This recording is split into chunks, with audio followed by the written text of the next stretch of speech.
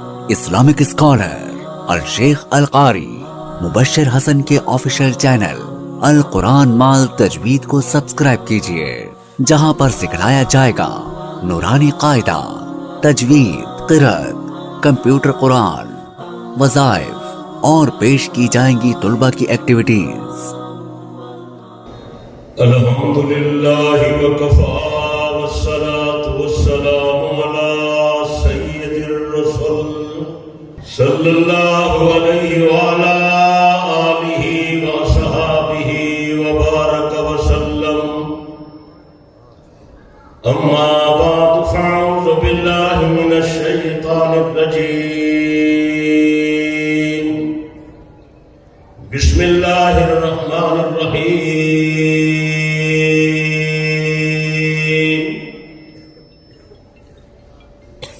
والسابقون الأولون من المهاجرين والأنصار والذين اتبعوهم بإحسان رضي الله عنهم ورضوا عنه، وقال تعالى في مقام آخر والذي جاء بالصدق وصدق به أولئك هم المتقون، وقال النبي صلى الله عليه وسلم لا أدري ما بقائي فيكم فاقتدوا بالذين من بعد أبي بكر وعمر۔ محمد التمی خواہم خدایا التو عشق مصطفیٰ را، ایمان ما اطاعت خلفاء راشدین، اسلام ما محبت آل محمد است۔ واجب الاحترام شرفائے ملت، بزرگوں، دوستوں، بھائیوں، عزیزوں، اللہ تعالیٰ میری اور آپ کی اس عظیم اجتماع میں حاضری منظور و مقبول فرمائے۔ آج پاکستان کی نامور یونیورسٹی، عظیم دینی ادارہ دارالعلوم کبیروالا ضلع خانیوال کا سالانہ دینی مذہبی اصلاحی سال کی تکمیل کے موقع پر فارغ ہونے والے ساتھیوں کی دستار بندی کا پروگرام ہے۔ اللہ تعالیٰ اس پروگرام کو قبول فرمائے۔ آپ آمین نہیں کہتے؟ آمین کہنا عبادت ہے، سب کہیں آمین۔ میرے بھائیوں، دوستوں اور بزرگوں، آپ حضرات کے علم میں ہے کہ دارالعلوم کبیروالا مدارس عربیہ میں ایک امتیازی شان رکھتا ہے۔ یہ تعلیمی ادارہ اصلاحی ادارہ بھی ہے، تربیتی ادارہ بھی ہے، اور خاص طور پر یہ نظریاتی ادارہ بھی ہے۔ دعا فرمائے اس ادارے کی بنیاد رکھنے والے اور اس کو چلانے والے، اس میں پڑھانے والے اور پڑھنے والے اور اس کا تعاون کرنے والے، اللہ سب کو جزائے خیر عطا فرمائے اور شایان شان اجر عظیم عطا فرمائے۔ میرے بھائیوں، دوستوں، بزرگوں، جو ضروری بات عرض کرنی ہے وہ یہ ہے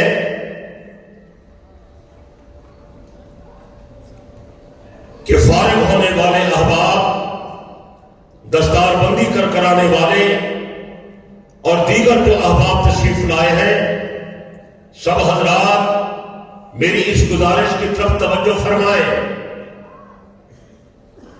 وہ گزارش یہ ہے کہ دین اسلام کی بنیاد عقائد پر ہے، اعمال کی قبولیت کا دار مدار وہ بھی عقائد پر ہے، اور آخرت کی نجات کا دار و مدار وہ بھی عقائد پر ہے۔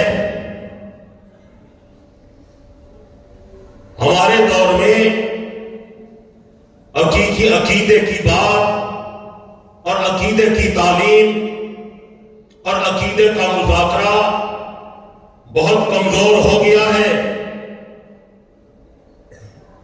یہ بڑی خطرناک بات ہے. ارباب بصیرت تو خوب جانتے ہیں اس وقت دنیا میں جو غیروں کی طرف سے یلغار ہے وہ فکری یلغار زیادہ ہے. یہ فکری یلغار کا دور ہے. اس کے لیے آپ حضرات نے اپنے عقائد کو مضبوط کرنا ہے. اپنے عقائد مضبوط کریں. علماء کے قریب بیٹھے اپنے بچوں کو تعلیم دلوائیں اور اپنے عقائد کی اصلاح کریں. اور پھر جہاں موقع ملے عقائد کا مذاکرہ کریں.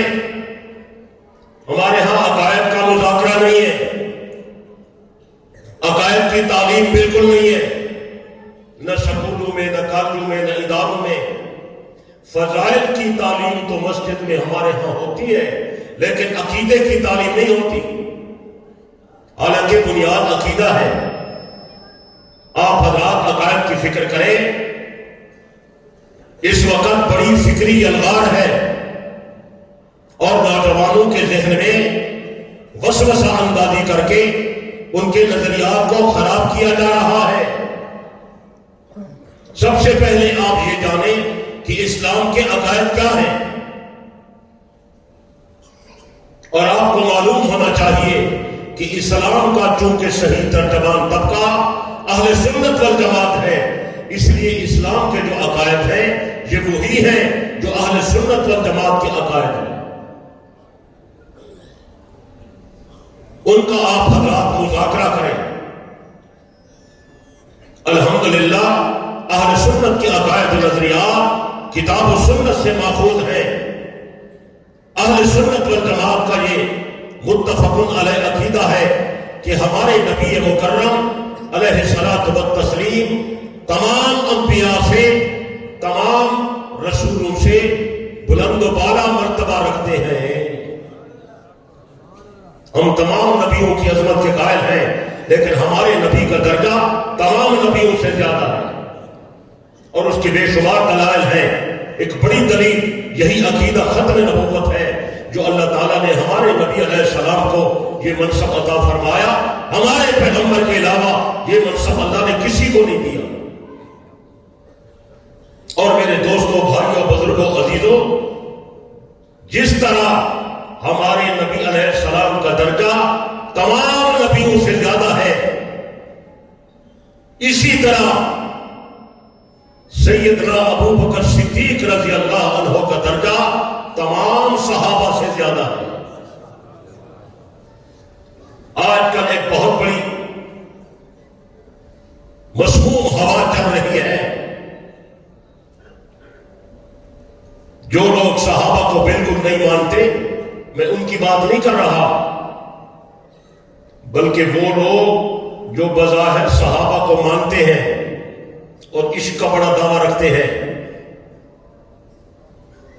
وہ یہ کہہ رہے ہیں کہ ابو بکر صدیق علی الاطلاق تمام صحابہ سے افضل نہیں ہے. میرے دوست بزرگوں، یہ بڑی خطرناک بات ہے. صدیق اکبر رضی اللہ عنہ کی فوقیت پر، حضرت ابو بکر صدیق رضی اللہ عنہ کی افضلیت پر پوری امت کا اجماع ہے. یہ ضروری عقیدہ ہے. جو صدیق اکبر کو تمام صحابہ سے افضل نہیں مانتا وہ اہل سنت سے خارج ہے. اللہ تعالیٰ نے پیغمبروں کے بعد تمام صحابہ سے صدیق اکبر رضی اللہ عنہ کو فوقیت عطا فرمائی.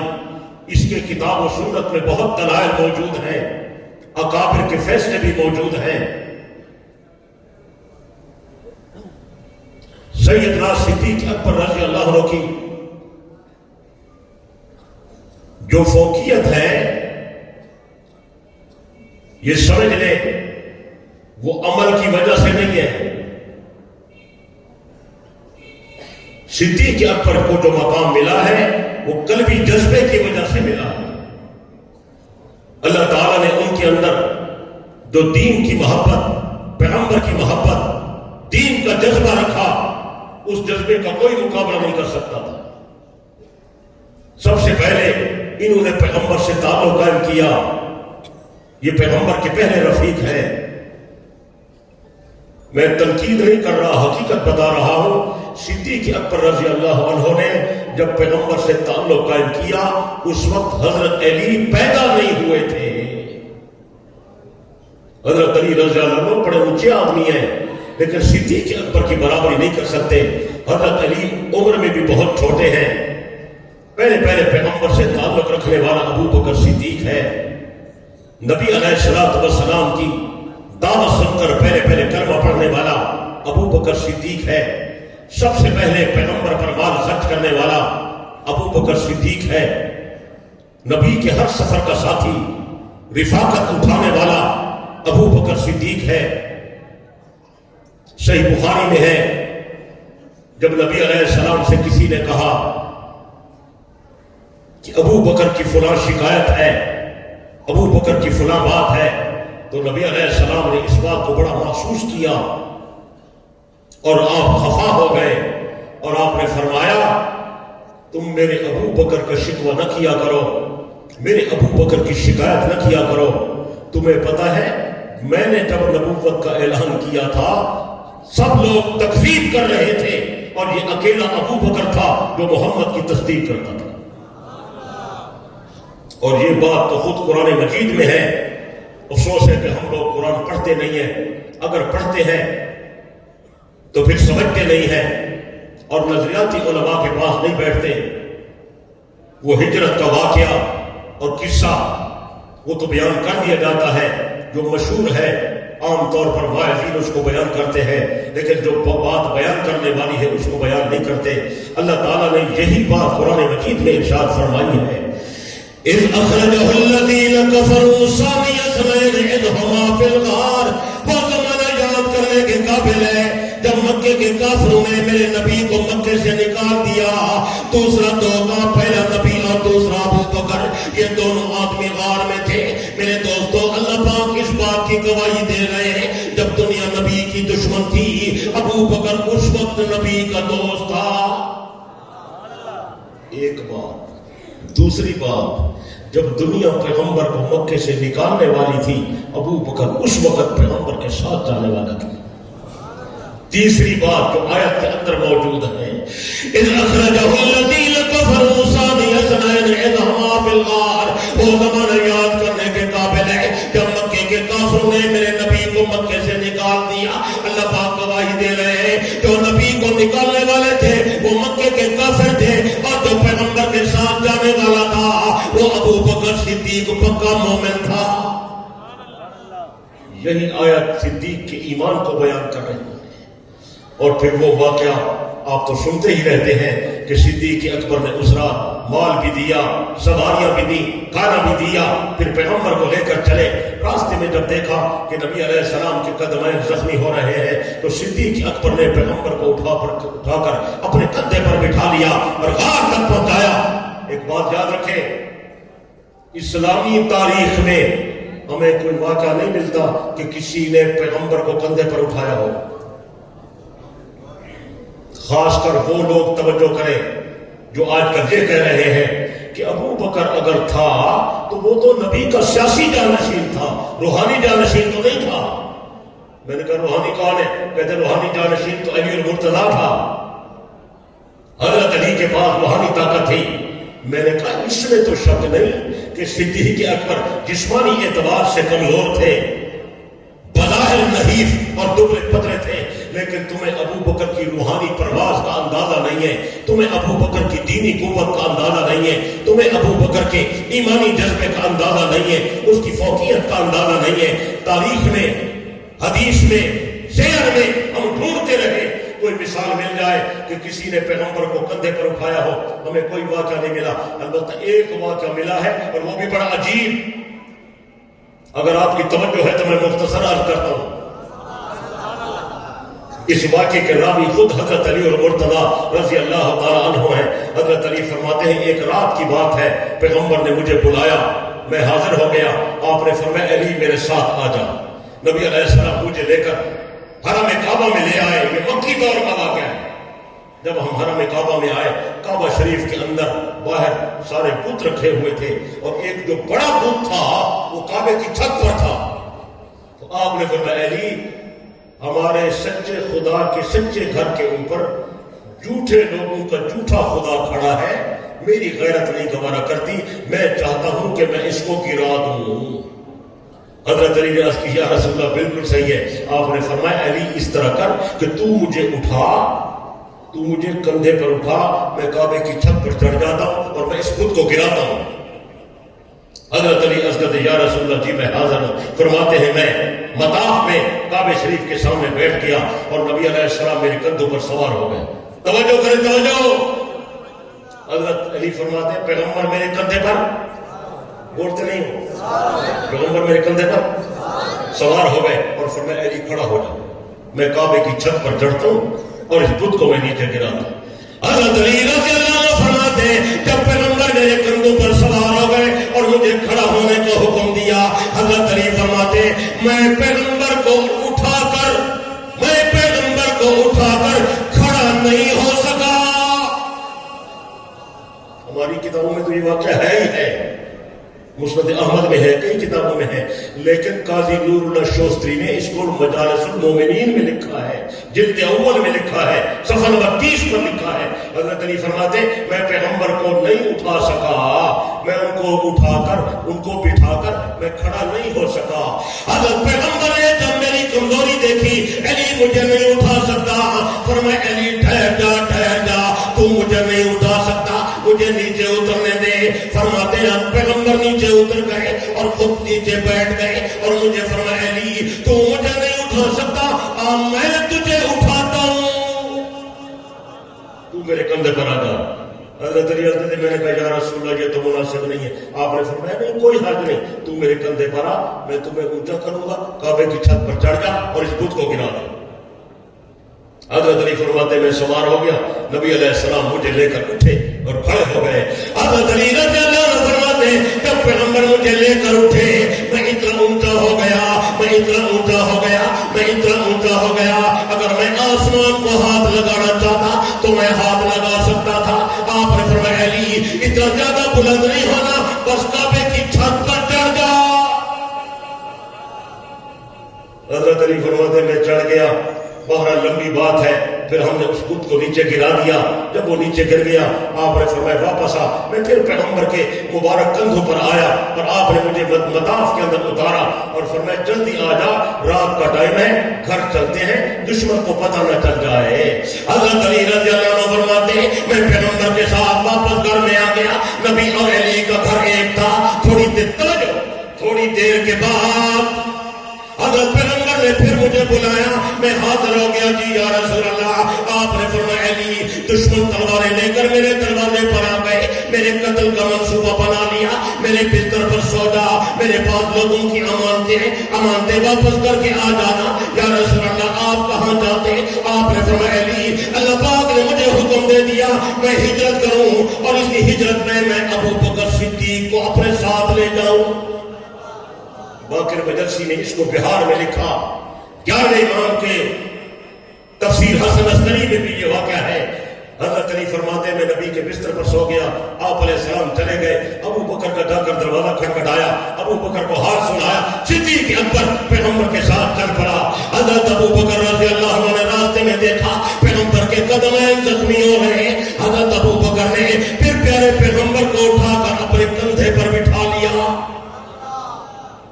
مرزا رفیع بازل اپنے منظوم کلام، افسوس ہے کلام فارسی میں ہے آپ سمجھے گے نہیں، اس میں نقل کرتا ہے نبی بردر خانہ اشجو رسید بکوشش ندائے سفر در کشید چبو بکر زرحال آگاہ شد زخانہ بھیرو رفت و ہمراہ شد.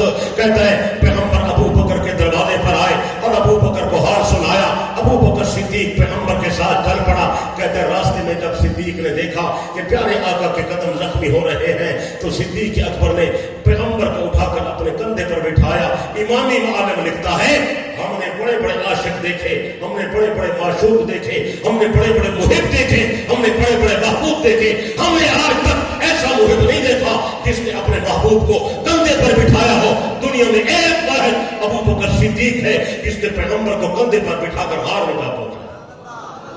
میں نے کہا اب بتاؤ ابو بکر کے پاس روحانی قوت تھی یا نہیں تھی اور ایمانی طاقت تھی یا نہیں تھی؟ میرے دوست بزرگوں, یہی ایمانی اور دینی قوت تو تھی کہ پیغمبر نے سب کی موجودگی میں صدیق اکبر کو حج کا امام بنایا.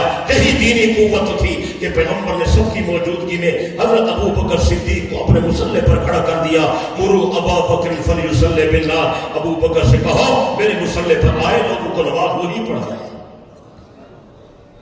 حضرت علی فرماتے ہیں جب پیغمبر نے صدیق اکبر کو حکم کر دیا, میں موجود تھا, میں بیمار نہیں تھا, میں موجود تھا, غیر حاضر بھی نہیں تھا, میں صحت مند تھا. میری موجودگی میں پیارے پیغمبر نے فرمایا ابو بکر سے کہو مصلی پر آئے, لوگوں کو نماز پڑھا دے. مجھے اسی وقت پتہ چل گیا اگر پیغمبر کے بعد نبی کا کوئی جانشین ہوگا تو ابو بکر صدیق ہوگا. صدیق اکبر رضی اللہ تعالیٰ عنہ نبی علیہ السلام کے حکم کے مطابق آپ کی موجودگی میں نمازیں پڑھاتے رہے. ایک نماز بڑی عجیب ہے, ابو داؤد شریف میں ہے, ایک نماز بڑی عجیب ہے کہ ایک دن حضرت ابو بکر نماز سے لیٹ ہو گئے. جب لیٹ ہوئے تو صحابہ نے کہا ابو بکر نہیں آ سکے, کسی کو کہو نماز پڑھائے. تو سب نے کہا ابو بکر صدیق کے بعد اگر کسی کا درجہ ہے تو فاروق اعظم کا ہے, عمر سے کہو نماز پڑھا دیں. تو حضرت عمر کو سب نے آگے کھڑا کر دیا, اقامت ہو گئی, صفیں بن گئی. حضرت عمر نے نماز شروع کرا دی. اللہ اکبر. حضرت عمر بڑے جہیر الصوت آدمی تھے.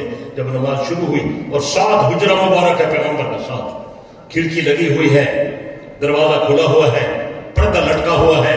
جب عمر کی امامت والی تکبیر کی آواز پیارے پیغمبر تک پہنچی, توجہ کرنا, جب آواز وہاں تک پہنچی نبی علیہ السلام نے سنا کہ آج ابو بکر نہیں پڑھا رہا, آج عمر نماز پڑھا رہا ہے. جناب امام الانبیاء صلی اللہ علیہ وسلم نے فرمایا لا لا لا, نہیں نہیں نہیں, میرے مصلی پر کوئی نہ آئے, میرے مصلی پر کوئی امامت نہ کرائے, کوئی میری جگہ نماز نہ پڑھائے. نہیں مصلی پہ ابن ابی قحافہ صرف نماز پڑھائے تو ابو قحافہ کا بیٹا ابو بکر پڑھائے, صرف امامت کرائے تو ابو بکر کرائے, صرف میرے مصلی پر آئے تو ابو بکر آئے. میرے دوستوں جب پیغمبر نے انکار کر دیا حضرت عمر نے نماز توڑ دی, تمام صحابہ نے نماز توڑ دی. نبی علیہ السلام نے منع کر دیا, کس کی ضرورت ہے نماز پڑھائے.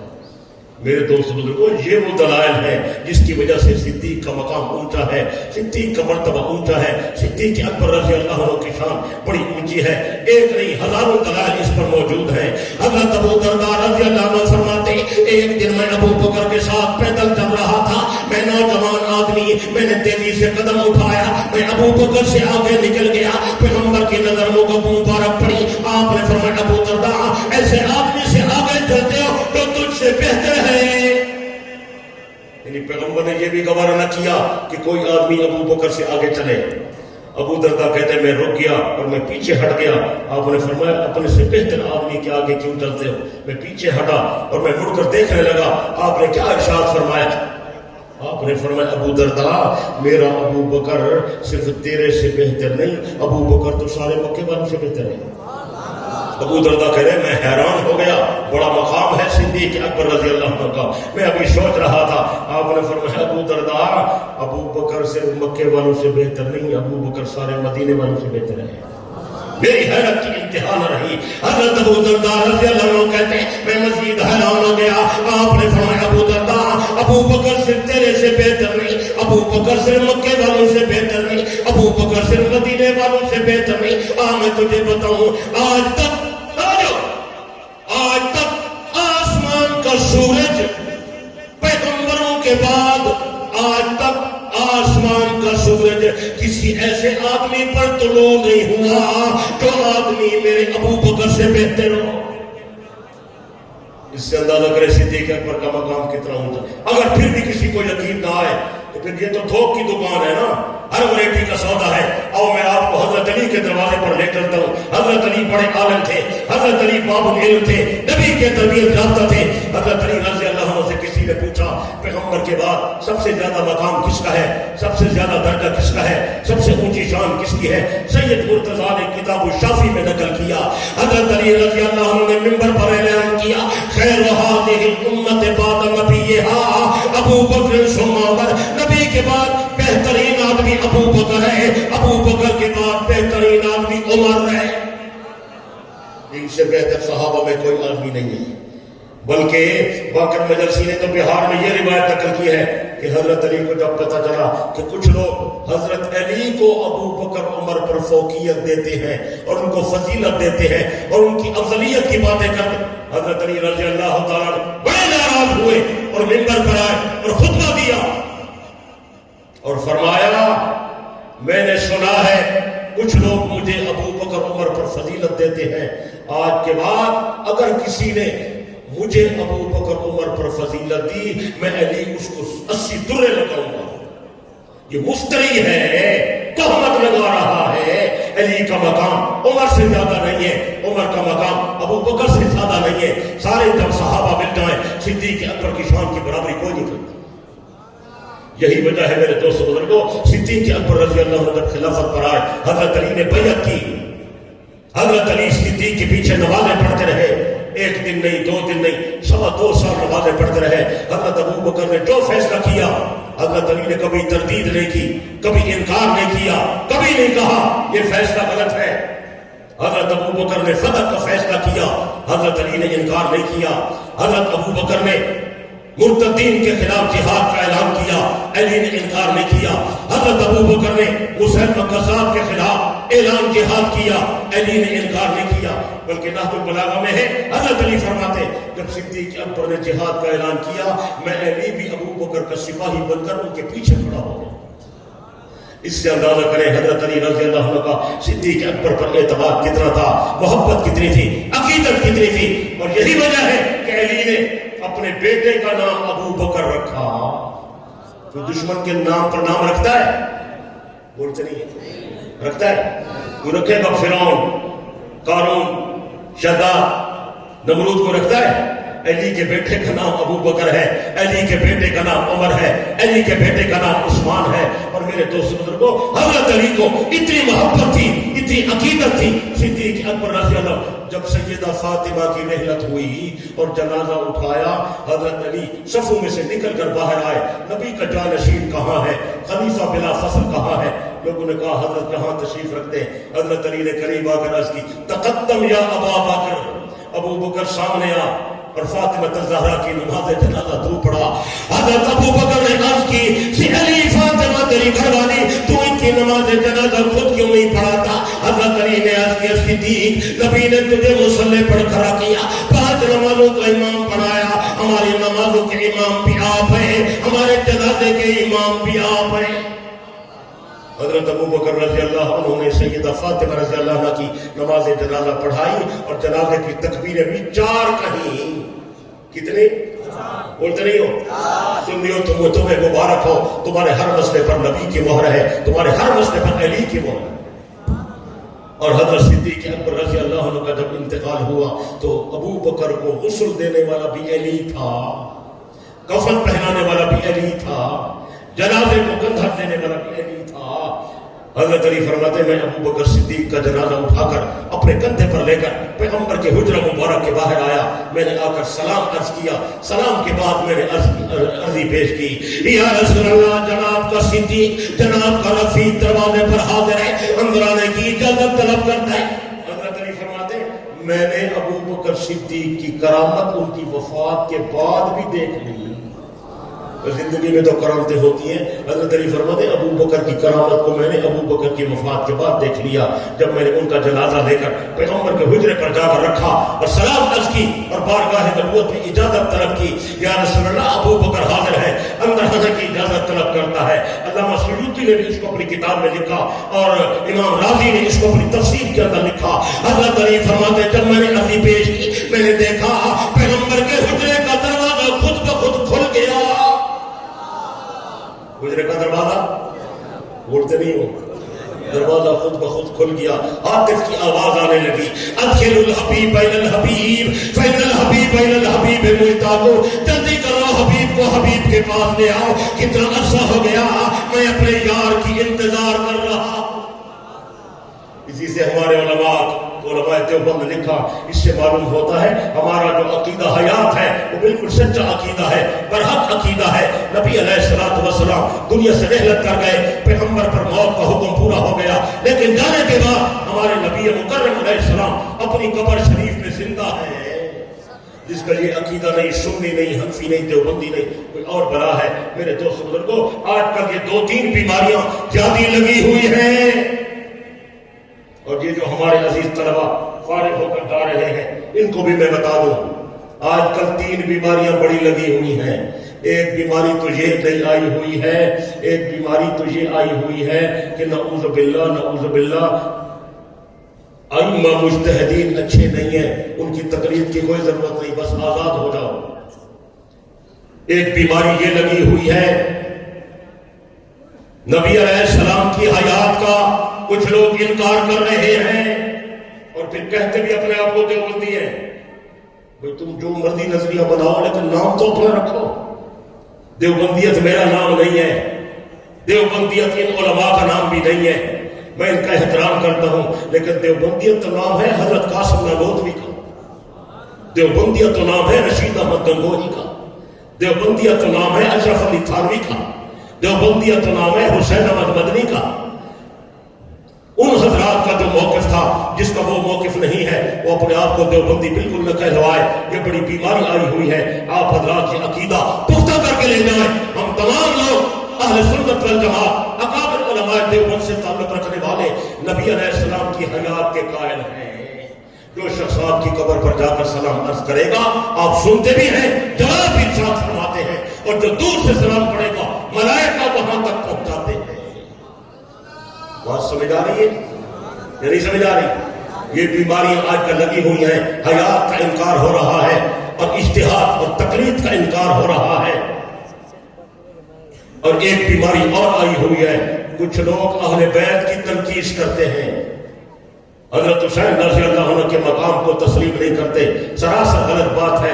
میرے بھائیو دوست بزرگوں، ہم جس طرح صحابہ کے غلام ہیں، اس طرح اہل بیت کے غلام ہیں۔ حضرت حسین ہمارے پیر ہیں، ہمارے پیروں کے پیر ہیں، ہم حسین کے غلام ہیں، حسین کی محبت میں جینا چاہتے ہیں، حسین کی محبت میں مرنا چاہتے ہیں، اور حضرت حسین کے ساتھ جنت جانا چاہتے ہیں۔ ٹھیک ہے یا نہیں ہے؟ اللہ تعالیٰ ہمیں اس عقیدے پر رکھے، اسی عقیدے پر ہمارا خاتمہ کرے۔ اس کے لیے آپ حضرات اکابر علماء دیوبند سے جڑ جائیں، اور یہ جو ہمارا عظیم ادارہ ہے دارالعلوم عیدگاہ کبیر والا، یہ اکابر علماء کا ترجمان ادارہ ہے۔ الحمدللہ یہاں تعلیم بھی ہے، یہاں تربیت بھی ہے، اس کی فکر پر طلباء کو پڑھایا جا رہا ہے۔ اللہ تعالیٰ اس ادارے کو قائم رکھے، قیامت کی صبح تک یہ گلستان اسی طرح مہکتا رہے، لوگ آتے رہے، خوشبو حاصل کرتے رہے، سیلاب ہوتے رہے۔ اللہ میری اور آپ کی حاضری کو منظور و مقبول فرمائے۔ یا زندہ صحبت باقی، وآخر دعوانا الحمدللہ رب العالمین۔